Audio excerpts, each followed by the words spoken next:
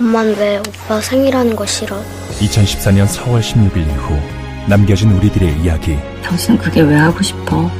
그날 수호도 올 텐데 오지 않을까? 세상에서 가장 특별한 생일이 찾아옵니다. 설경구 전도연 주연 영화 생일 4월 3일 대개봉 전체 관람가.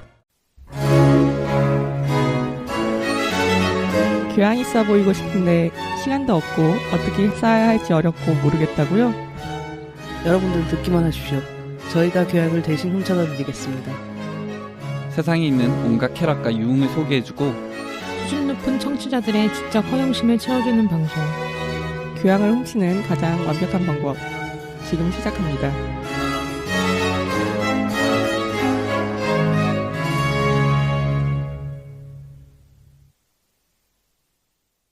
이번 코너는 오우님의 영화 코너인 평론가 기분 내기입니다.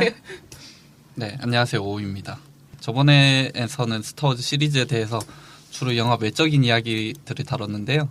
이번에는 스타워즈 시리즈의 스토리에 관해서 이야기를 해보려고 합니다. 사실 영화를 스토리 중심으로 소개하는 건 상당히 구태의연하고 촌스러운 방식인데요. 뭘로 소개해야 돼요? 그러니까 그게 모르겠어요. 뭐 이제 화면 네. 잡는 거라든지. 그렇죠. 보통 이제 사실 스토리가 영화의 굉장히 중요한 요소긴 한데 사실 현대평론이라 해야 되나? 누벨바그 이후 영화 담론에서는 거의 언급을 많이 안 하는 편이거든요. 뭐 그래서 여기서 팁을 하나 드리면은 왜 자기가 좀 영화에 대한 소양을 쌓고 싶다 이런 분들 있잖아요. 눈을 좀 끌어올리고 싶다. 그러면은 왜 고전이라고 불리는 좀 유명한 작품들 있잖아요. 외국 영화들 자막 없이 보세요. 그렇게 한 달 정도 보시면은 일단 당연히 그 영화 내용을 이해를 못할 거고요.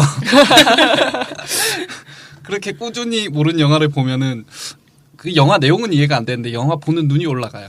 아, 화면을 저렇게 되게 디테일하게 보게 돼. 되게 섬세하게 보게 된다. 다른 거를 보게 되는 거죠. 그렇죠. 내용 위의 거를 보게 되거든요. 그래서 내용을 제거를 해줘야 돼요. 일부러. 안 그러면 내용에 집중을 할 수밖에 없기 때문에 그렇게 해서 보시면은 영화 보는 눈이 단기간에 올라가는데요. 이 방식의 유일한 단점은 정말 지루하다는 거예요. 그러겠다. 네. 이해도 안 되는 거 계속 졸지 않기가 힘들어요. 그렇죠. 근데 우리나라는 특히 이 자막을 읽는 문화가 돼 있어가지고 영화의 많은 부분을 좀 놓치게 되고, 그렇죠. 그런 거. 네, 문화 전반적으로 사실 번역이 일상화돼 있고 이래서 사실 많은 분야 그렇죠. 음악도 왜 우리나라는 되게 가사 중심이잖아요. 그래서 사실 그래서 팝송 같은 거 들으면 음이 들리지 않아요? 한국 노래랑 좀 다르게. 그죠. 저는 그래요. 그래서 pop송을 더 즐겨 듣는 게 가사가 네. 안 들리니까. 가사가 안 들리는 게 되게 음악을 즐기는데 중요하거든요. 그 롤링스톤즈 그 보컬도 그 얘기 한 적이 있어요. 자기 일부러 가사를 이렇게 부른다고 흥얼거린다고 못 알아듣게. 그 내가 제일 좋아하는 사람인데 믹재거. 네, 믹재거가 그 말을 했었죠. 그랬나? 원래 발음이 안 좋은 줄 알았는데. 아, 원래 자기는 그렇게 인터뷰에서 그렇게 말한 걸 본 적이 있는데 되게 뭔가를 이해하고 있구나 이런 생각을 하긴 했었는데 아니면 그냥 변명일 수도 있고. 근데 맞아, 진짜 우리나라 분들이 노래 들을 때 가사 위주로 진짜 듣는 것 같기는 해요. 진짜로. 네, 우리나라 근데 문화 자체가 번역이라든지 사실 영화도 자막으로 보고 우리는 사실 영화를 본 게 아니라 자막을 보잖아요. 그런 문화가 있어요 기본적으로. 그런 것 같아. 네. 뭐 하지만 뭐 여전히 대다수의 영화 프로그램들이 영화가 무슨 내용인가에 포인트를 맞춰가지고 소개를 하잖아요. 뭐 촌스럽다고 하고 싶은데 또 막상 방법이 없어. 맞아요. 영화를 어떻게 소개해줘? 모르는데 내용을 소개해줘야지. 그 미술도 왜 그렇잖아요. 종교화 그리던 시절에는 뭘 그렸는가가 중요한데 사실 현대에서 뭘 그렸는지가 중요하지 않다고 우리는 알고는 있는데 사람들이 지나가다 묻잖아요. 저거 뭐 그린 거야? 이렇게. 아, 저건 이러면서 또 스토리를 말해줘야 돼. 그리고 무죄야. 나도 몰라. 뭐 이렇게 되는데 그래서 다 그런 것 같아요. 그래서 오늘은 촌스럽게 스토리를 풀어볼 생각입니다. 제가 나이가 많아요. 제 개인적인 기준이지만 로그원이 이제껏 나온 스타워즈 작품 중에서 최고의 작품은 아니지만 가장 감동적인 작품이었다라고 전 생각을 하거든요. 볼 때 살짝 울었어요. 아이고. 네. 잘 울어 요새. 나이 탓인가? 여성 호르몬 분비가. 갱년기 온 거예요? 그러니까요. 아, 제가 가끔 궁금한 게 제가 요즘 받는 그런 것들이 옛날에 겪어보지 않은 일이라서 내가 눈물이 많이 흘리는 건지 아니면 내가 진짜 나이가 들어서 눈물이 많아진 건지를 구분을 잘 못하겠더라고요. 근데 오우님 되게 젊어 보이는데? 갱년기 온라인 아니잖아요. 그건 그렇죠. 되게 진지하게 말하셨어. 나는 아까 놀린 것 때문에 반격하는 건 줄 알았는데 진짜 진지하게 갱년기야. 네, 갱년기를 겪고 있고요. 어쨌든. 근데 제가 로그원의 감동이라고 해야 되나 이거를 기존의 스타워즈 시리즈를 본 사람들은 좀 많이 받아들이는데 기존 시리즈 안 보신 분들은 이게 전혀 모른다 그래야 되나? 좀 그런 느낌을 받았어요. 그래서 왜 그럴까 곰곰이 생각을 해보니까 그 사실 로그원의 스토리가 막 대다수 헐리우드 영화랑 비슷하잖아요. 뭐 특별한 스토리는 아니잖아요. 그냥 뭐 팀 짜가지고 일을 해결하는 거 아니겠어요? 그냥 굳이 줄여서 얘기하자면. 근데 이게 특히 로그원은 스토리를 되게 스타워즈랑 라임을 맞추거든요. 그러니까 시작부를 부모가 사라지고 소녀가 이렇게 혼자 나가는 시골 밖으로 나가는 이런 걸로 시작한 것도 그렇고 기존적으로 라임을 맞춰서 계속 스토리가 진행이 돼요. 스타워즈랑. 그런데 그 라임을 맞추는 중간에서 다르게 이제 감동을 주는 건데 근데 로그원만 보신 분들은 그냥 로그원은 그냥 뻔한 스토리네라고 생각한다는 거죠. 근데 왜 기존의 스타워즈를 본 사람들은 로그원 스토리를 전혀 다르게 받아들일까 이거를 생각을 해본 거죠. 그래서 로그원 스타워즈 매니아들이 로그원 스토리를 특별하게 느낀 이유가 뭘까? 그러니까 이게 제가 로그원에 말하고 싶은 핵심이거든요. 근데 제가 일일이 기존 스타워즈를 얘기를 하고 그 로그원을 비교하면 일단 분량이 너무 많고요. 한 3시간 해야 될 것 같고 그리고 저희는 돈이 없기 때문에 빨리빨리 해야 되기 때문에 네, 무엇보다 막상 제가 가르치듯이 이야기 해놓고 보면 그거 별거 아니거든요. 막 말로 하기 전에 되게 그럴듯한 건데 막상 이야기로 하면 별거 아닐 가능성이 높아서 모든 걸 또 말로 표현할 수 있는 게 아니지 않습니까? 그래서 제가 고민 끝에 좋은 방법을 찾았습니다. 일단 이번 시간에 제가 기존 스타워즈 에피소드 1에서 6까지의 스토리를 간단하게 정리를 해드리고 로그원은 직접 보시고요. 어떻게 갖고 어떻게 다른지 스스로 생각해보세요. 뭐지? 이거 그냥 교양을 훔쳐다 주는 거 아니었나? 네, 안 훔쳐다 줍니다. 교양은 너희가 찾아라. 획기적이지 않습니까? 네, 하고 싶은 이야기를 하지 않으면서 그런 이야기를 전달하는 방송입니다. 그럼 지금부터 옛날 이야기를 듣는 마음으로 편하게 들으세요. 네, 알겠습니다. 네, 소개 순서는 제가 저번에 알려드린 마체테 방식을 따르도록 하겠습니다. 에피소드를 어떻게 보라고 했죠? 기억 안 납니다. 네. 그 뭐 3, 4, 4, 5, 6? 1, 2, 3이었나? 예, 비슷해요. 4, 5, 2, 3, 6. 4, 5, 2, 3, 6. 4, 5, 2, 3. 예, 에피소드 1을 볼 필요가 없다고 맞아. 했지만 소개를 위해서 에피소드 1도 넣어서 4, 5, 1, 2, 3, 6 순으로 소개하도록 하겠습니다. 먼저 에피소드 4 새로운 희망. 스타워즈의 첫 장면은 늘 똑같습니다. 일단 먼저 영화사 로고가 뜨고요. 이거는 뭐 모든 영화 공통점이죠. 로고가 사라지면은 검은 화면에 자막이 뜹니다. 이렇게 막 올라가는 자막. 그 전에 A Long Time Ago in a 맞아. 이렇게 딱 자막이 떠요. 오래전 멀고 먼 은하계에서 이렇게 자막이 뜨고 그리고 더 유명한 음악이 튀어나오고 빰빰빰빰 이게 아닌데? 이건 20세기 복수잖아. 어쨌든 그리고 점점 작아지는 스크롤이 등장하면서 배경 소개를 이제 해주죠. 이 스타워즈 스크롤이라고 해서 패러디도 많이 되고 보시면 뭔지 아실 거예요. 그리고 이제 스크롤이 사라지고 나면은 레아 공주가 탄 아주 작은 우주선이 무지하게 큰 제국군 우주선에 쫓기고 있습니다. 늘 항상 이런 식으로 이 우주선이 얼마나 거대한가를 보여주는 컷으로 시작해요. 스타워즈 약간 그런 컨셉이 있는데 여기도 레아 공주가 이제 작은 걸 타고 가는데 제국군 우주선이 끝도 없이 계속 쭉 나오는 그렇게 보이게 시작을 하고 이제 레아 공주는 작년에 고인이 된 캐리 피셔라는 배우가 연기를 했고요. 이분 마스크가 상당히 독특하죠. 그렇죠. 예, 그 기존의 약간 미인 스타일의 얼굴 아닌데 화면 그 영화 보신 분들은 믿기지 않으시겠지만 이 영화 출연했을 때 이분이 20살이었습니다. 네? 네? 예, 다른 남자 배우들보다 훨씬 나이가 어렸어요. 분장을 그렇게 한 건가? 아니 그냥 원래 노안이세요. 확실히 그분이 예. 미인이라고 하기에는 약간 무리가 있는 약간 마스크죠. 독특한 맛이 매력적인 거 아니에요? 매력이 나름 있는데 어쨌든 매력을 떠나서 노안은 노안이세요. 이제 댓글에 스타워즈 팬들이 아니 이거 다 인정하시는 거예요. 네. 그래서 이 마크 해밀보다 사실 라이널인데 영화 속에서는 누나로 나오잖아요. 감독도 알았어. 노안인 걸. 그리고 이분은 이후에 배우보다 이제 작가로 더 많은 활동을 하는데요. 뭐 베스트셀러도 몇 권 썼고 저는 읽어보진 않았는데 특히 이제 대본 닥터로 불리면서 헐리우드에서는 영화 시나리오가 잘 안 써진다 싶을 때 캐리 피셔에게 보내면은 말끔하게 고쳐준다는 전설이 있습니다. 그래서 시스터 액트, 리셀 웨폰, 라스트 섹션 히어로, 웨딩싱어 등의 시나리오가 캐리 피셔의 손을 거쳤다고 해요. 그 외에 뭐 사회활동을 많이 하신 알아주는 페미니스트이기도 하시고요. 뭐 레아 공주로 기억되긴 좀 아까운 인물이라는 생각이 들지만 레아 공주로만 알려졌죠.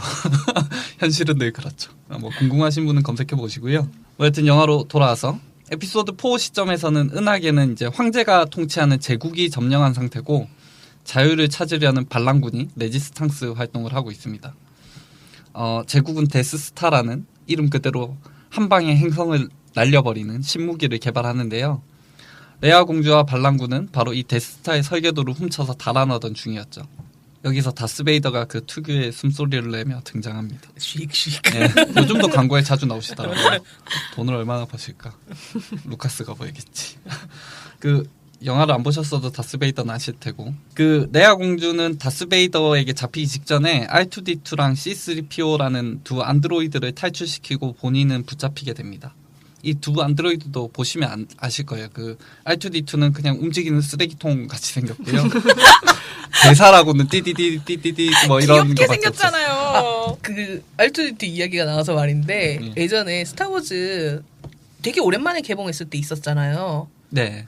언제나 오랜만이긴 한데. 에피소드 1 나왔을 때요? 그때였나? 그러니까 좀 됐어요. 네. 그런데 R2D2가 아까 말했듯이 쓰레기통처럼 이렇게 동그랗게 생겼잖아요. 그 때문에 스타워즈 개봉 축하한다고 그 당시 우체통을 다 R2D2로 우와. 만들었었어요. 미국에서? 네. 좋다. 와. 귀여웠어요, 되게. 뭔가 그만큼 권력이 있는 문화네. 그 그쵸. 스타워즈가 미국에서는. 우체통을 그렇게 만드신 거예요. 그리고 그 AI 영화 AI였나? 스타트rek에서도 R2D2가 이렇게 카메오로 이렇게 아 진짜? 뒤에 나와요. 스타트rek인가 한번 나왔던 것 같은데 제가 정확히 기억이 안 나는데. 그리고 C3PO는 이제 팔다리가 다 있는 황금색 로봇입니다. 얘는 말을 할 줄 알고요. 그래서 얘가 R2D2가 띠띠띠띠 하면 얘가 번역해줘요. 왜 애초에 기능을 말하는 기능을 거기 안 심었는지 모르겠는데 어쨌든 분할이 돼 있습니다. 그래서 도망친 두 로봇은 타투인이라는 행성에 도착을 합니다. 스타워즈에서 세계관에서는 뭐 SF 영화니까 행성 이동이 그냥 우리나라로 치면 옆 도시나 뭐 옆 국가 가는 정도 개념이라고 보시면 돼요. 뭐 어려운 게 아니란 거죠. 그들이 도착한 타투인은 전형적인 시골 마을입니다. R2D2와 C3PO가 여기가 어디지 하면서 얼쩡거리고 있으니까 로봇 중매상들이 얘 제 주인 없네 하면서 그냥 잡아가요. 노예네 노예. 뭔가 그거 같지 않아? 그냥 여기가 어디지 하는 관계 그 시골 마을이라고 했잖아요. 네. 시골 시골 마을은 무슨 행성 이러니까 되게 있어 보이는데 우리로 치면 뭐 통영 이러면서 통영 너무 사람 많아. 거기는 주문진 네. 이러면서 그런데 내린 거예요. 그래서 로봇들이 여기 어디지 씨발 이러고 있으니까 딱 보다 제 새끼도 어리버리하네 이러면서 로봇 중매상들이 걔네 잡아간 다음에 중매장터에 내놓게 됩니다. 그래서 타투인에는 이제 순박한 시골 청년 루크 스카이워커가 살고 있었습니다. 이 마크 에밀이라는 배우가 연기를 했고요. 남자 배우는 따로 소개 안 하겠습니다. 루크 스카이워커 이름이 참 유치하지 않습니까? 스카이워커는 하늘을 걷는 자고요. 루크는 누가 봐도 감독인 루카스의 이름을 딴 거죠. 그거였어? 네. 어머. 원래 이렇게 감독들이 생각이 어립니다.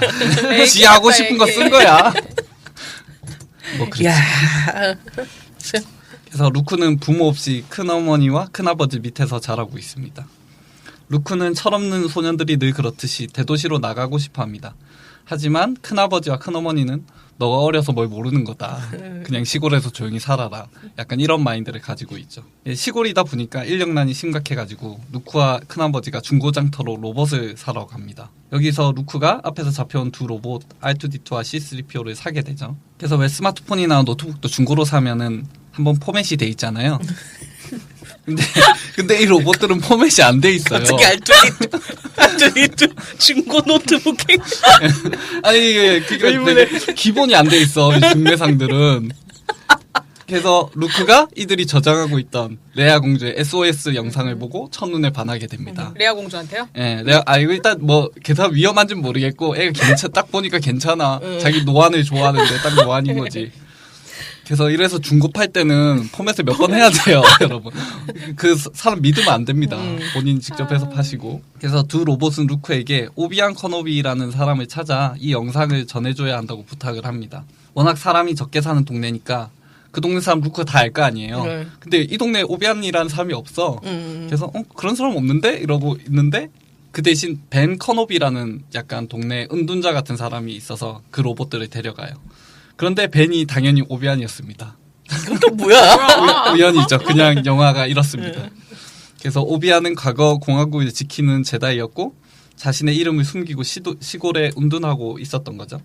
그리고 누가 물어보지도 않았는데 뜬금없이 루크에게 네 아버지도 제다이였는데 제국군 총사령관인 다스베이더에게 죽임을 당했다. 뭐 이런 얘기를 해줍니다.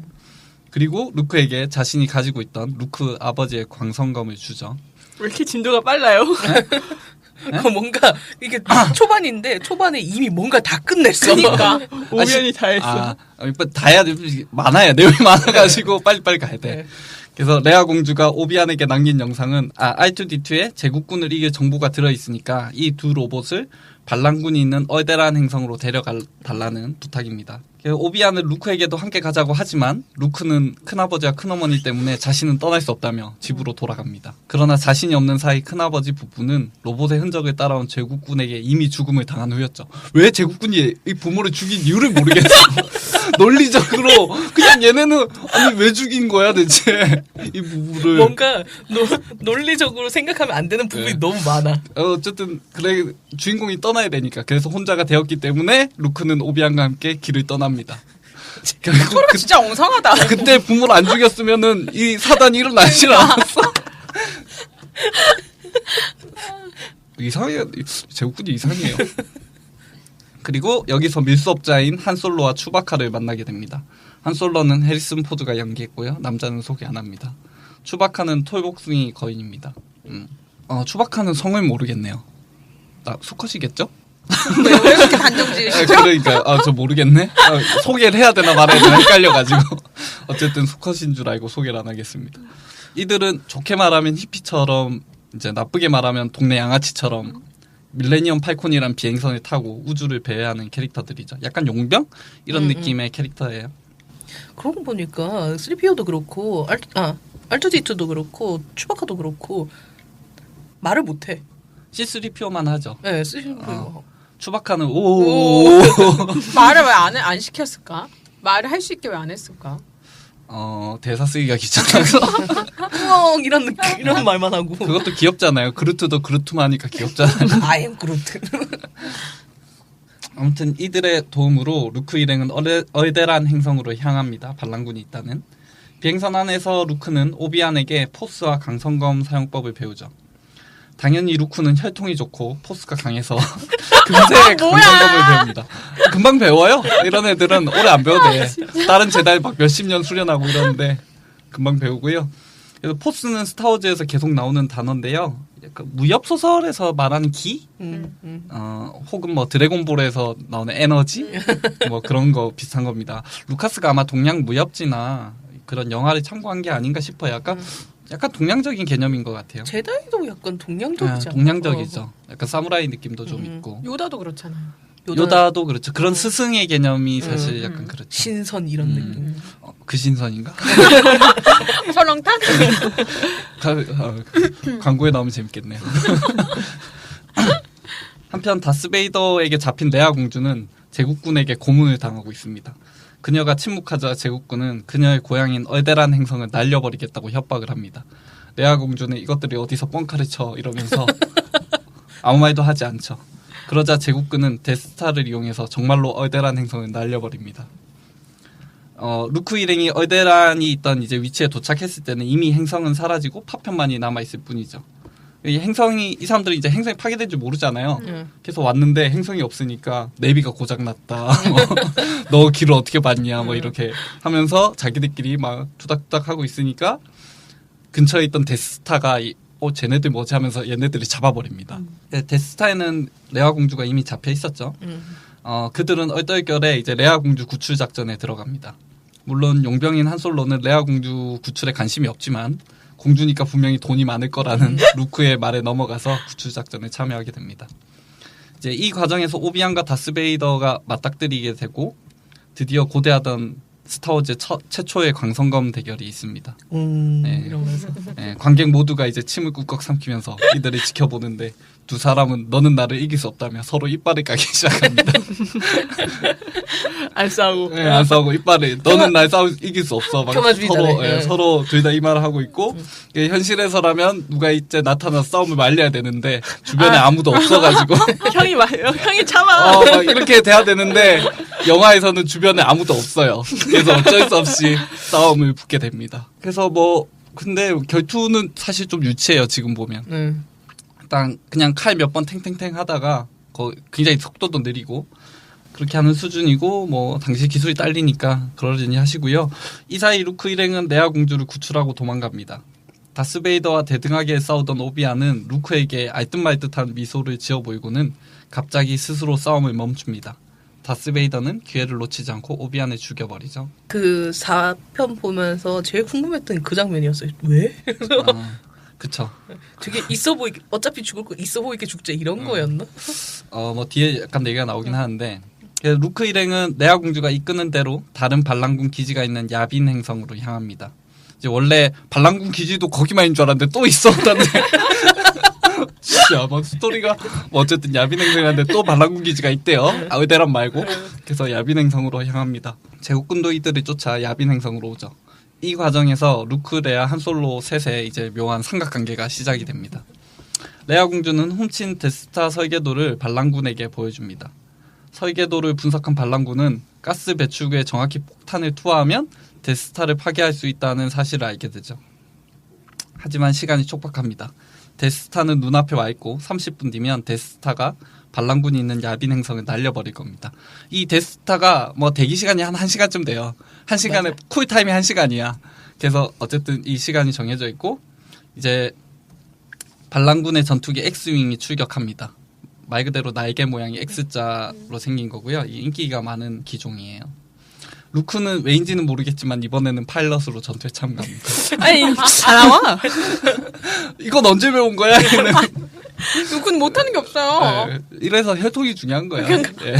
혈통 최고. 예. 그리고 마지막 비행기 전투씬. 영화의 클라이맥스죠. 이러쿵 저러쿵 어쨌든 전투를 하다가 루크가 경험 많은 반란군 조종사들을 다 제치고 포스를 이용해가지고 좁은 통로에 정확하게 폭탄을 투하합니다. 데스타가 파괴가 되죠. 포스는 위대한 거죠. 이렇게 경력 따위 개나 주라지. 30분 만에 배워도 그 사람이 주인공이 되는. 어쨌든 이렇게 에피소드 4가 끝납니다. 에피소드 5 제국의 역습. 루카스가 아닌 어빈 캐시너 감독이 연출한 작품입니다. 에피소드 4로부터 3년이 지난 시점이고요. 데스스타는 파괴됐지만 제국군은 여전히 강했고 다스베이더는 루크와 반란군을 찾아내기 위해 제국 여기저기에 정찰대를 파견합니다. 반란군은 반격은커녕 이제 숨기에 급급한 상황이죠. 3년 사이 레아는 반란군의 리더가 되었고 루크는 반란군 장교가 되었습니다. 이렇게 바로 해도 되는 거예요? 한솔로는 반란군 소속은 아니지만 아마도 레아 때문에 반란군과 함께 지내고 있습니다.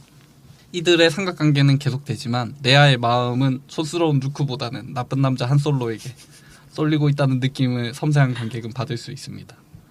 에피소드 4에서 죽은 오비안이 포스의 영, 쉬운 말로 귀신으로 나타나 이래서 죽은 거예요. 안 죽을 줄 알았어. 귀신으로 나타나 루크에게 데고바 행성으로 가서 제다이 마스터를 만나 훈련을 받으라고 합니다.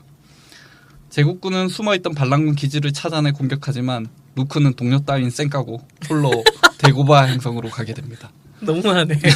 이상해 좀. 싸패야 싸패. 아니 장교하다가 갑자기 그렇게 막 음우고 뭐고 다 내팽겨치고 그러니까 귀신이 와서 한마디 했다고. 어쨌든 그런 세계예요.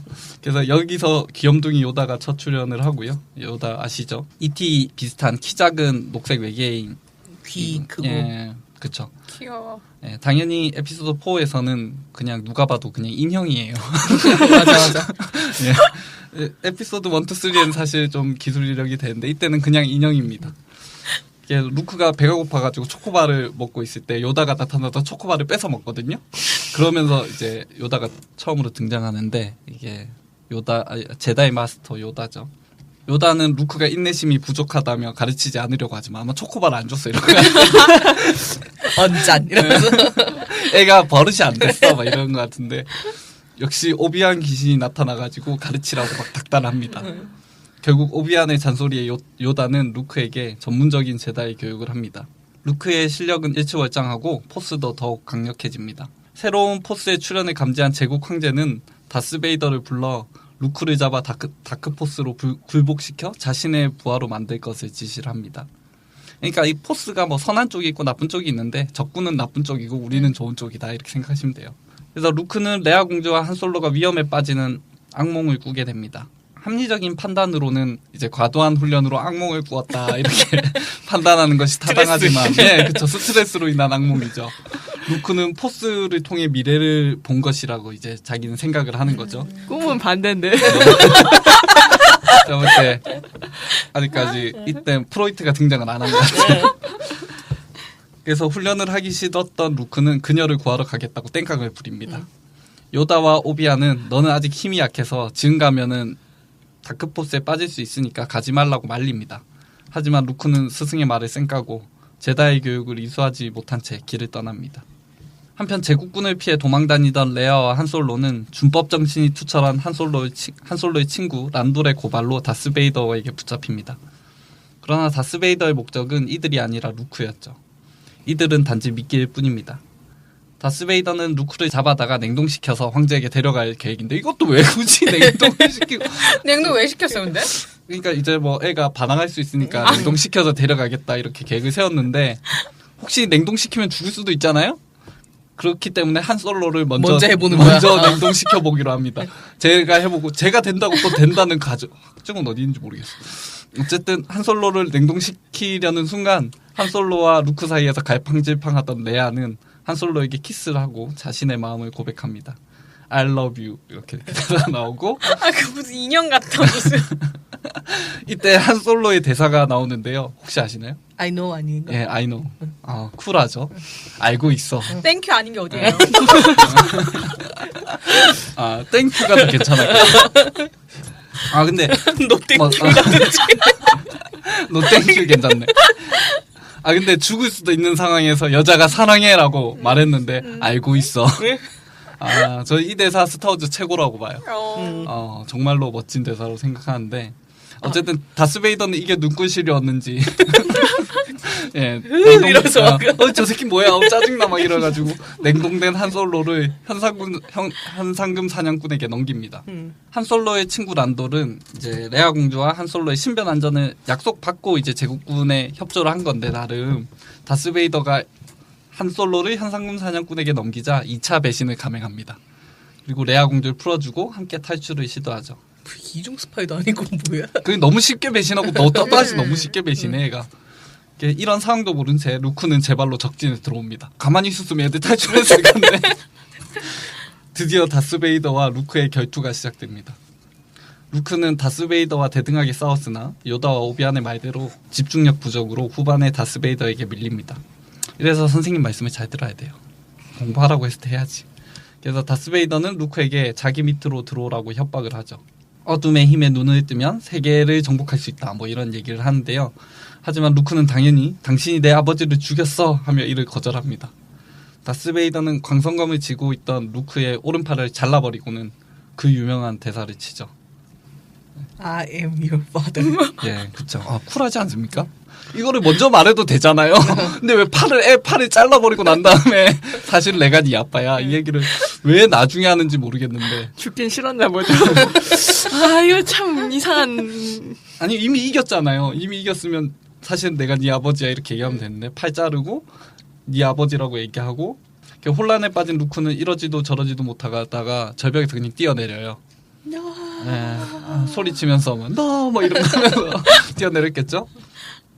그래서 루크는 또 죽으면 안 되니까 이상한데 이렇게 매달린 상태에서 이제 포스가 뭐 다 할 수 있습니다. 영화에서 포스로 자신을 구조해달라고 레아에게 신호를 보내요. 텔레파시도 돼. 네. 와 쩐다. 됐다. 그래서 이를 받은 레아가 루크를 구조해서 함께 도망치죠. 그리고 영화의 마지막 란돌은 추바카와 함께 현상금 사냥꾼이 데려간 한솔로를 구출하러 떠나고 자신이 없는 사이에 한솔로와 레아가 어떤 사이가 된지도 모르느니 연애잼병 시골 청년 루크는 레아의 어깨에 손을 올리면서 혼자만의 애정을 과시하며 영화가 끝이 납니다. 한솔로 네. 냉동해서 이렇게 판때기가 됐잖아요. 네. 예전에 리미티드로 나온 것 중 하나가 냉장고 문짝인데 한솔로가 이렇게 되어 있는 거야. 싫다. 왜 저런 걸 사는 거지? 스타워즈 팬들 이거 사니까 그런 거야. 스타즈 팬들 이거 샀을 거 아니에요. 샀겠죠. 한솔로 이러면서 너를 냉동해서라도 가지고 싶다. 이런. 아 웃겨. I love you 말하면 그 냉장고가 I know 이렇게 얘기해주고 문 열릴 때마다 I know. 알고 있어. 뭐 제국의 역습은 속편의 교과서라고 불리는 작품인데요. 이제 시리즈 중에 되게 어두운 작품, 뭐 그런 작품을 무슨 가령 뭐 배트맨 시리즈의 제국의 역습이다, 뭐 이런 표현을 써요. 에일리언의 제국의 역습이다 이런 식으로 표현을 쓸 정도로 속편의 교과서라 불리고요. 특히 스토리 라인이 큰 호평을 받았습니다. 모든 부분이 기존 영화의 틀을 깨는 예상이 못하는 방식으로 진행이 되는데 따져볼게요. 일단 훈련을 받던 루크가 스승의 말을 어기고 훈련을 끝내지 않고 악당과 승부를 하러 갑니다. 원래 보통은 이제 아픔을 감수하면서 훈련을 마치고 복수를 하게 되거든요. 이것도 어기고, 그리고 레아가 주인공인 루크가 아니라 양아치 한솔로와 연결이 됐고요.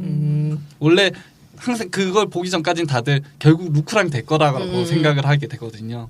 그리고 무엇보다 루크의 아버지를 죽인 다스베이더가 알고 봤더니 루크의 아버지였죠. 뭐 이거는 유명한 반전인데, 그리고 심지어 주인공이 지고 악당이 이기면서 영화가 끝나버려요. 게다가 주인공이 다쳐. 네, 주인공이 팔이 잘리죠. 물론 바로 복구가 됩니다. 뭐 그렇고요. 그래서 평론가나 관객들이 싫어할래야 싫어할 수 없는 구성을 갖췄고요. 그 I'm your father라는 대사는 촬영 당일까지 대사를 안 알려줬대요. 촬영 직전에 이제 배우에게만 알려줬는데 촬영을 하면서 현장에 있는 스태프들도 대사를 듣고 모두 다 놀랬다고 하는 일화가 전해집니다. 근데 이 다스베이더 할 때 베이더가 네덜란드어로 아버지라는 뜻이거든요. 이름이 왜 다 이래? 예, 이름이 반전이야. 그래서 네덜란드 사람들은 아마 에피소드 4를 볼 때 이미 알고 있지 않았을까. 그 이름을 듣고 그런 추측을 해봅니다.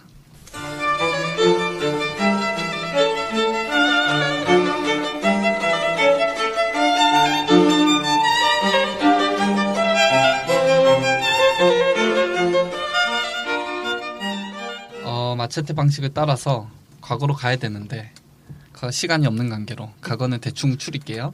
예.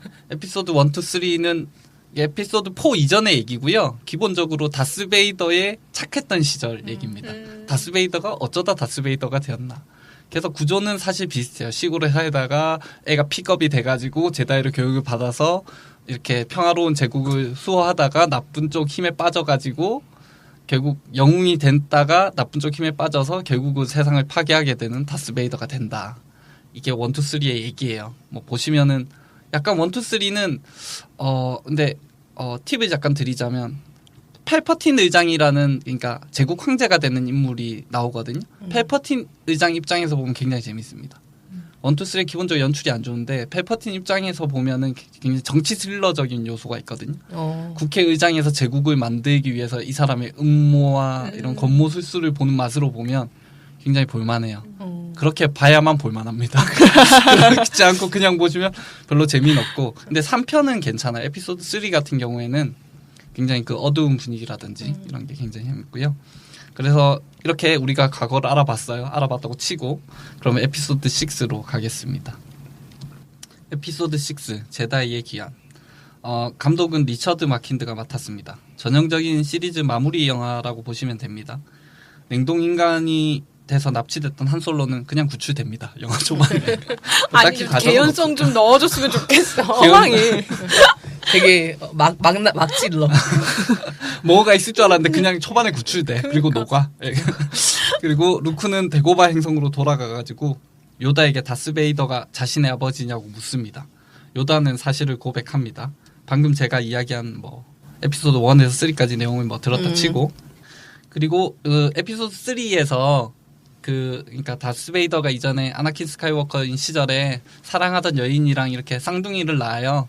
그래서 이제 걔네를 이제 다스베이더나 악의 기운에서 찾을 테니까 흩뿌려 놓은 거지. 따로따로 살게 돼서 이제 루크가 자기에게 남매가 있구나 이 사실을 알게 돼요.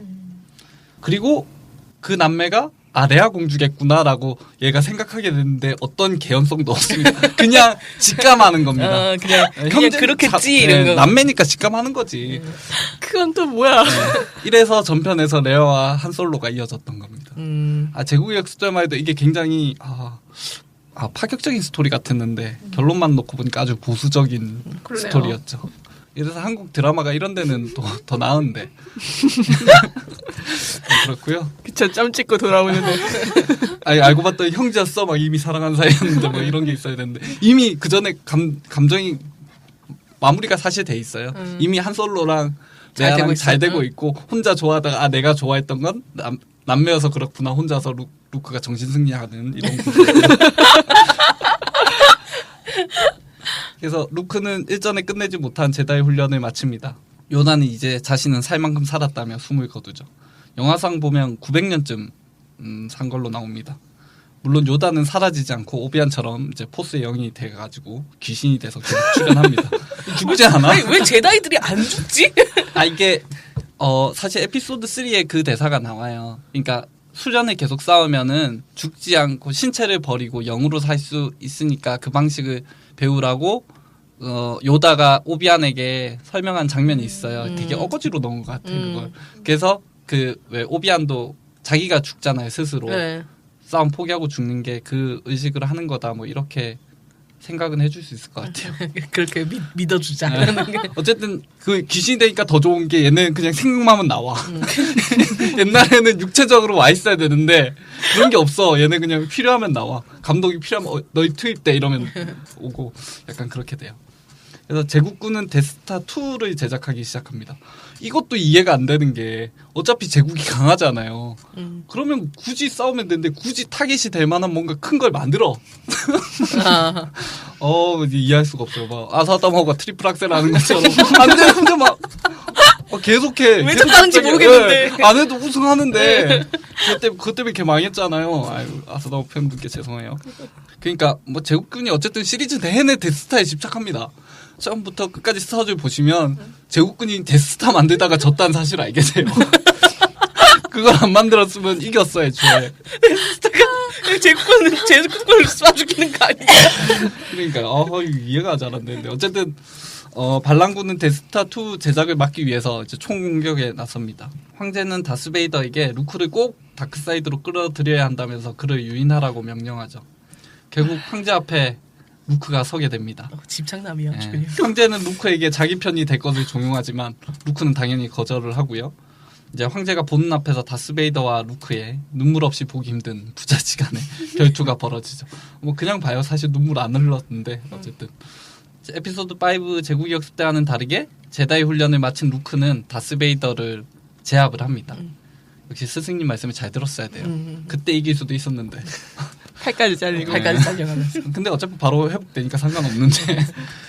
황제는 이제 루크가 다스베이더를 이기니까 황제가 야, 쟤 죽여 막 이렇게 종용을 해요. 그래서 원래 사실 이 구도가 아나킨도 이 구도를 한번 겪거든요. 나쁜 길로 빠지기 전에 그때 아나킨은 죽여버려요. 그러면서 이제 황제 밑에 굴복하게 되는데 이 구도가 똑같이 나오는데 이제 루크는 이제 그걸 거절하죠. 죽이라는 걸 거절하고 분노가 표출하지만 그걸 거절을 하고 다스베이더를 죽이지 않습니다. 황제는 너같이 나약한 놈은 필요 없다면서 애초에 필요 없었으면 이 모든 사안이 안 일어났는데 어차피 네가 집착을 안 했으면 이런 일이 안 일어났을 텐데. 데스스타부터 만들지 마. 너같이 나약한 놈은 필요 없다면서 갑자기 루크에게 체인 라이트닝을 시전합니다. 맞아. 이거 뭐 포스로 이렇게 막 전기 공격 같은 거 하는 거예요. 다스베이더는 자신을 살려준 아들이 황제에게 공격당해 고통스러워하는 모습을 보고 마음속으로 선한 본성을 깨닫게 됩니다. 결국 다스베이더는 황제를 들어서 절벽으로 던져버리죠. 루크는 아버지에게 달려갑니다. 그는 황제의 체인 라이트닝을 몸으로 막아 내상을 입어서 죽어가고 있습니다. 예, 약간 전 너무 동양적이에요. 그는 루크에게 마지막으로 자신의 헬멧을 벗겨달라고 합니다. 그리고 잠시 뜨거운 제의를 하고 숨을 거둡니다. 같은 시각 한솔로 팀은 데스타2를 파괴하는데 성공합니다. 얘는 그냥 파괴해요. 무슨 소리도 없어. 이거 왜 만든 거야? 아니 그냥 이렇게만 들으니까 무슨 코믹 영화 같아. 세금 낭비. 아 그래서 그 대형 토목 공사가 얼마나 위험한가. 한 방에 갈 수 있다 나라가. 이런 걸 많이 보여주고 있죠. 반란군은 승리를 자축하는 파티를 엽니다. 루크의 앞에 행복해 보이는 3명의 영혼이 나타납니다. 요다, 오비안, 그리고 자신의 아버지 다스베이더의 인간대 모습이 나오죠. 그러면서 영화는 끝이 납니다. 제가 최대한 짧게 영화를 못 본 사람도 이해할 수 있게 설명하려고 했는데 전달이 잘 됐을지 모르겠고 스타워즈가 이렇게 웃긴 영화는 아닌데 어쩌다 보니까 그렇게 됐어요. 이러면 안 되는데. 딱 들으면 아시겠지만 스타워즈는 아주 전형적인 영웅담이고요. 많은 이들이 스타워즈를 미국의 신화 뭐 이렇게 부르죠. 실제 조지 루카스는 스타워즈를 구상할 때 조지프 캠벨의 영향을 많이 받았다고 스스로 밝혔습니다. 조지프 캠벨이 어떤 사람이냐 찾아보니까 천의 얼굴을 가진 영웅, 신화의 힘, 뭐 이런 책을 쓴 신화 전문 학자입니다. 그래서 힌두교 신화, 기독교 신화, 뭐 그리스 로마 신화, 아더왕 전설, 뭐 아메리칸 원주민의 민담 이런 이야기들의 공통점을 이제 이 사람이 보고 신화 이렇게 구성되는구나 뭐 이런 거에 관한 글을 쓰신 것 같아요. 근데 뭐 굳이 뭐 스타워즈 구성할 때 그걸 봤어야 되는지 잘 모르겠는데 어쨌든 그거를 이유 없이 갑자기 터지고 있어 보이고 싶어가지고 그런 것 같아. 루카스가 어쨌든 참고했다고 하고요. 그래서 스타워즈가 시작할 때 아까 읽어드렸지만 long time ago 이렇게 시작을 하잖아요. 오래전이라고 자막이 뜨는데 이게 그냥 우연은 아닌 거죠. 신화적인 이야기로 생각을 했던 거죠. 보통 왜냐면 SF는 미래를 가정하잖아요. 근데 이거는 과거로 완전 과거로 상정을 하고 시작을 하고 그럼 이런 신화나 영웅설화 이런 특징이 뭐냐? 제가 인터넷에 찾아보니까 이거 옛날에 수업 시간에 배운 것 같은데 하나 고귀한 혈통. 맞아. 네, 둘 힘든 어린 시절. 힘든 어린 시절. 셋 비범한 능력. 넷 조력자를 만나 성장. 5 위기. 6 위기를 극복하고 업적 달성. 뭐 이라고 합니다. 스타워즈의 주인공 아나킨과 루크 부자도 아나킨과 루크 둘 다 이 경우에 정확하게 들어맞죠. 그러나 제가 생각하는 신화의 가장 중요한 특징은 아주 큰 범위의 사건이 개인의 일로 모두 서술된다는 거예요. 그러니까 가령 그리스 신화에 등장하는 트로이 전쟁 같은 거 생각을 해보세요. 그러면은 거기 도시국가 트로이랑 이카이아 연합군이 이제 거의 한 10년 정도 이제 치열한 전쟁을 벌이는데 그러면 사실 10년 동안 국가끼리 전쟁 벌이면 얼마나 많은 사람들이 뭐 거기 나가서 뭐 죽기도 하고 다치기도 하고 저편에 배반도 하고 뭐 이렇게 했을 거 아니에요? 그렇죠. 예. 근데 우리는 그 전쟁을 헤라, 아테나, 아프로디테의 미모 대결. 얘가 하필 얘가 아프로디테 뽑아가지고 뭐 이런 걸로 알잖아요. 그리고 여자 준다길래. 네, 여자 준다. 그리고 신의 아들인 아킬레스의 약점. 얘가 뭐 강물을 발목을 잡고 있어가지고 거기가 아킬레스 건이 돼가지고 뭐 이런 게 있고 트로이 목마 뭐 이런 되게 신화적인 이야기만 사실 기억을 하잖아요. 물론 뭐 그 신화 속에 우리가 뭐 삶의 희노애락이 녹아 있다 뭐 이런 식으로 얘기는 하지 은유적으로 포함되어 있을 수는 있겠죠. 그 삶이 녹아 있을 수는 있지만 그게 진짜 사람들의 이야기는 아니듯이 스타워즈도 마찬가지인 거죠.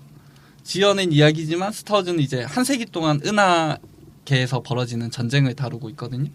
하지만 우리는 그 이야기를 스카이워커 부자 이야기로 가볍게 정리할 수 있습니다. 이렇게 혼자 우주선에서 광선검을 배우고 뭐 이런 식으로 쉽게 다 얘기가 되는 거죠. 결국 우리가 스타워즈를 본다는 거는 스카이워커가의 이야기를 보는 것일 뿐이죠. 사실 전체를 놓고 보면 다스베이더를 본 거죠. 넓게 봐야 루크까지 보는 거고 그리고 더 넓게 봐줘야 이제 그 주변의 마스터급 제다이들 뭐 공주 뭐 요 정도 인물들 이야기까지 보는 거고 그 영화 속에 나오는 클론들 있잖아요. 네. 그 흰 헬멧 쓴 스톰트루퍼 애들 걔네 나쁜 놈 쫄따구들. 사실 스타워즈 설정상에는 걔네가 완전 시민들의 공포의 대상이거든요. 상당히 강하게 설정이 돼 있어요. 얘네가 클론이었는데 그러니까 기본적으로 잘 싸운 애를 복제를 했을 거 아니에요. 그래서 기본적으로 굉장히 강한 애예요. 근데 영화에서 보면 얘네 웃기잖아요. 총 쏘는데 아무것도 안 맞아. 제다이들이 막 머릿속으로 명령만 내리면은 그대로 움직이고 그런 거 보잖아요. 그리고 막 제다이가 칼춤 한번 추면은 막 한 부대씩 날라가고 치풍나비야. 이런 게 실한 거죠. 사실 얘네는 강하지만 그냥 걔 앞에서 아무것도 아닌 그런 신화가 되고 그리고 이런 스토리는 사실 스타워즈뿐만 아니라 여전히 대부분 영화나 드라마나 뭐 소설에서 반복이 되는 구조죠. 그래서 신화와 영웅담은 효율적인 이야기입니다. 그래서 단순하고 재밌죠. 그래서 스타워즈가 또 전 세계적으로 흥행할 수 있었던 거고요. 하지만 관객들은 스타워즈 영화 속에 나오는 10만 클론이 어떤 생각을 하는지 걔네들 클론이라는데 사실 이 클론 중에 한 명이 에피소드 7의 주인공이 되죠. 네, 맞아요. 네. 맞아. 근데 걔는 클론이 아니고 또 설정이 좀 다른데 어쨌든 클론으로 하다가 클론이 빨리 죽어요. 그래서 일반인한테 받아서 그 스톰트루퍼를 시키게 되거든요. 에피소드 7에는 걔네가 주인공인데 뭐 자세한 어차피 에피소드 7은 최근 거니까. 그리고 데스타의 항방에 날아간 얼데란 주민이 어떤 삶을 살고 있었는지. 맞아. 데스타 나와가지고 한 거는 행성 2개 파괴한 건데 거기 주민들이 무슨 생각을 해요. 이거를 뭐랄까 알 수 없죠. 우리가 그 사람들이 무슨 생각했는지 알 수도 없고 알고 싶지도 않고 뭐 그런데요.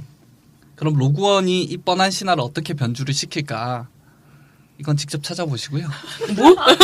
잠깐만. 이렇게 넘어가시면 안 됩니다. 네, 어쨌든 이거랑은 다른 구조를 같은 구조지만 다른 이야기를 한다. 그거는 뭐 보시고 느끼시면 느끼시고 아니시면 상관없어요. 그래서 이렇게 교양 훔쳐주는 거 아니었어? 교양은 정계 교양이지 최근 건 교양이 아닙니다. 교양은 시간이 쌓여야 교양이 되거든요. 그래서 이렇게 로그원 이야기를 전혀 안 하고 끝내려고 했으나 명색이 평론가 기분 내기니까 감독 이야기만 살짝 할게요. 감독 정도는 알고 있어야 우리 교양인이 아니겠습니까? 그래서 로그원의 감독은 영국 출신의 가렛 에드워즈입니다. 일단 루카스가 직접 감독을 안 한 것만으로도 기대감이 상당히 생기셔야 이제 스타워즈를 이해한 겁니다. 가렛 감독의 데뷔작은 2010년에 나온 몬스터즈라는 독립영화입니다. 제목에서 감이 오시겠지만 개수 영화고요. 근데 이게 독립영화잖아요? 네. 그 말인즉슨 제작비가 없다는 거죠. 그렇죠. 그래서 이 작품은 괴물 영화인데 괴물이 거의 등장하지 않습니다. 처음이랑 끝에 약간 형태? 형태 정도 막 스쳐 지나가는 요렇게 나오고 그럼 영화 내용이 뭐냐? 괴물이 출연해가지고 폐쇄된 지역이 있잖아요. 네. 아마 영화에서 멕시코 근방으로 나왔던 것 같은데 그래서 그 지역에 아예 사람 들어오지 말라고 이렇게 막게 돼요. 그럼 거기가 약간 뭐랄까 우리나라 DMZ처럼 자기만의 자연 생태계를 꾸리게 될 거 아니에요. 네. 사람 손이 안 타게 되니까.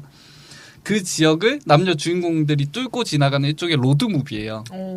그냥 거기 개수가 있대 해서 아무도 안 가는데 거기 뚫고 가야만 돼서 거기 뚫고 지나가면서 이제 남녀가 로드무비니까 둘이 뭐 살짝 로맨스도 있고 뭐 이러면서 보시면은 제목은 몬스터즈인데 굉장히 감성적인 영화예요. 여행 영화야. 트래벨이야 그냥. 개수도 안 만나고. 평화롭네요. 네, 되게 굉장히 평화로워요. 봐봐야겠다. 갑자기 자연도 스쳐 고성도 지나가면 있고. 뭐 긴장하는 것 정도 나오는데 직접 잘 안 만들었더래요. 영화에 대해서는 사실 호불호가 좀 나뉘는 편인데 사실 전 좀 살짝 지루했어요. 근데 확실히 독특한 영화라는 생각은 했고요.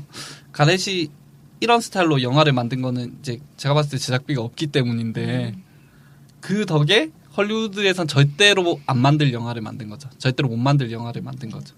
물론 헐리우드에서는 앞으로도 이런 영화를 안 만들 거예요. 그만큼 매력은 없거든요. 굳이 꼭 이런 설정으로 만들어야 되나 이런 생각은 드는데 그래서 이 영화는 굉장히 독특한 다시는 못 볼 영화긴 하다는 생각은 들고요. 저만 이 영화를 이렇게 평가하진 않았겠죠. 늘 새로운 것에 목말라하던 헐리우드는 가렛을 불러들여서 2014년에 고질라 60주년을 기념해 새로 만들어진 고질라의 감독을 맡깁니다. 독립영화 한 편하고 바로 블록버스터 감독이 됐으니까. 대단하네요. 진짜 대단하네. 신데렐라가 된 거죠. 근데 사실 이런 감독들 꽤 많아요.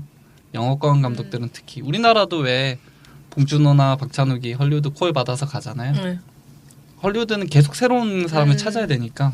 그래서 헐리우드가 신인 감독 발굴하는 걸 보면은 막 영화 완성도보다는 약간 뭐라 그래 신선함 이거에 굉장히 중시해서 픽업을 하는 것 같아요. 사실 잭 슈나이더 그 스파르타 만들고 뭐 슈퍼맨 만들고 이 사람도 스타일 때문에 사실 픽업 신선함 때문에 가잖아요. 그러니까 스토리를 못 쓰잖아요. 그래서 슈퍼맨이 망했잖아. 근데 어쨌든 그걸 중시하는 것 같아요. 아무튼 가렛이 이제 충분한 제작비를 받아가지고 괴수 영화를 만들게 됐잖아요. 고질라를 만들게 됐잖아요. 그러면 이제 괴수가 등장하는 평범한 영화를 만들까. 가렛 이전에 블록버스터 전문 감독인 롤랜드 에머레이 인디펜던스 데이 만든 롤랜드 에머리가 고질라를 만든 적이 있어요. 근데 그 작품은 완전 전형적인 괴물 때려잡기 영화거든요. 괴물이 등장해 그럼 사람들이 힘을 합쳐서 쟤를 때려잡아. 이게 보통 전형적인 헐리우드 개수 영화 스토리잖아요. 괴물이 등장하고 피해를 입고 사람들이 힘을 합쳐 이겨내는 이 전형적인 헐리우드 액션 영화였죠. 하지만 가렛이 만든 고질라는 일종의 재난 영화예요. 그래서 괴물이 등장하지만 그건 약간 쓰나미나 지진 같은 거예요. 이게 인간이 어쩔 수 없는 약간 재해로 등장을 하고 그러면 단순한 재난 영화냐? 그렇지도 않습니다. 원래 보통의 재난 영화를 보면 주인공이 이제 뭐 재난을 막 예측한 과학자, 군인, 뭐 정치인, 뭐 그것도 아니면은 이제 재난 속을 살아가는 일반인들, 뭐 그러면서 가족에 나오고 뭐 이런 거잖아요. 가렛이 만든 고질라는 달라요. 이게 어떻게 다르냐? 앞에서 말한 등장인물 다 등장합니다. 과학자도 나오고 군인도 나오고 일반인도 나오고 가족도 나오고 다 나오는데 계속 자기들끼리 막 스토리가 있는데 근데 고질라는 전혀 인간을 신경을 쓰질 않아요. 그러니까 밑에서 뭔가를 하는데 고질라는 얘네 신경 써주지 않아. 그래서 지 할 일 계속합니다. 뭐 부수고 인간들 죽든지 슬퍼하든지 말든지 신경도 안 쓰고 교미하고 번식하고 다른 몬스터 사냥하고 그러니까 너무 하찮은 존재가 밑에서 그냥 깔짝대는 거야. 길 가는데 귀찮 이러면서. 그래서 그냥 자기는 자기 할 일 계속해요. 그래서 영화 주인공 분명 인간인데 영화 보고 있으면 굉장히 고질라에게 감정이입하게 되는 영화예요. 이것도 굉장히 독특한 시각인데. 진짜 독특하다. 사실 고질라가 인간을 왜 신경 쓰겠어. 걔 입장에서 아무것도 아닌데. 그래서 이거 독특한데? 뭐 이런 생각하면서 봤고요. 이 영화 수작은 아니고요. 그냥 볼만한 정도? 되게 특이하다 싶은. 사실 이 영화도 살짝 지루해요. 약간 연출을 좀 지루하게 하신 것 같아. 로건도 중간에 약간 그런 게 있는데 하지만 그간 이제 고질라의 헐리우드 리메이크가 대부분 뻔한 스토리로 실패했던 거를 감안해 보면 독특함이 있다 이렇게 평가해줄만 하고요. 그래서 가렛이 이번에는 체구를 한 번 더 올려가지고 스타워즈의 감독으로 발탁이 된 거죠. 세 번째 작품입니다. 그래서 그 사람은 어떤 스토리를 만들었는지 직접 보시고요. 네, 오늘은 여기까지 하도록 하겠습니다. 혹시 다른 분들 중에 로그원 보신 분들 있나요? 저 로고는 아직 안 봤어요. 왜 안 봤는지 모르겠는데 그때 한창 바쁠 때여가지고 영화 가서 못 봐가지고 집에서 스타워즈 보기는 좀 재미없잖아요.